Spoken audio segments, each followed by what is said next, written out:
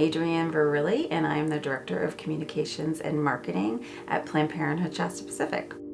My name is Amara. I'm a student. I'm 21 years old. I'm attending Azusa Pacific University. My major is nursing. My name is Melinda O'Leary, and really, I'm a grassroots pro-life person. I've been doing this for 23 years.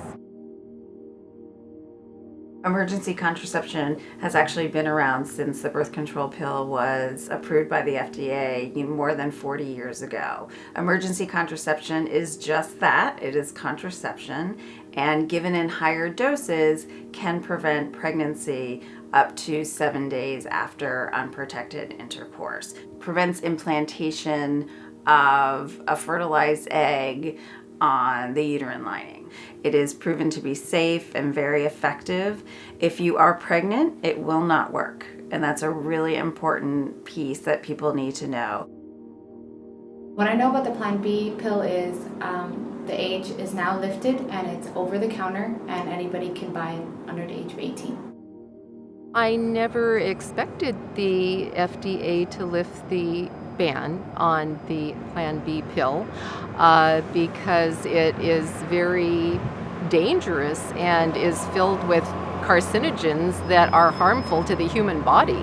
When emergency contraception was approved by the FDA to go over the counter, the Obama administration put a restriction on it that it could only be for women over 17 years old. Here's the problem. When you have an age restriction, it basically doesn't make it over the counter. It is still behind the pharmacy counter. They were sued, and the judge in the First Circuit Court of Appeals found on side of basically on women's health, saying there's no scientific reason why we should continue this restriction on emergency contraception. I honestly have taken Plan B myself, and I don't think it was a good choice because I didn't really know about other contraceptives before that. But if I would have known, my body wouldn't have been affected. My period for the last 2 years is not the same. It comes whenever it wants, it goes whenever it wants. So I always have this scary feeling, like thinking that I might be pregnant. I have many friends that also did the same thing, and their body just doesn't feel the same anymore. When I went in to tell my doctor that I was getting married, I remember so clearly, all he did was he took out his prescription pad, wrote me a note, said take this and get it filled, and it was for the pill. Being on that high-level carcinogen for 10 straight years, I developed a big, fat, ugly melanoma on my face. Now, I'm very fair-skinned, and I do feel that it's in part sun exposure over a lifetime.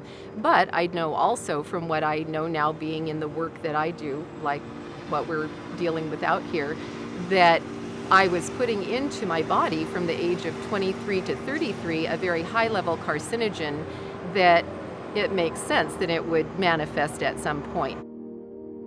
Science has told us that women of all ages can take emergency contraception responsibly and effectively. Condoms aren't going to be as widely used anymore, or birth control, because they feel like they can just go and do this. It's something they just take one time and it's done. What the science has told us, and all the research is that has been done, is young people will not stop using regular birth control. Women of all ages can take emergency contraception responsibly and effectively, and it does not interfere with the use of their regular forms of birth control.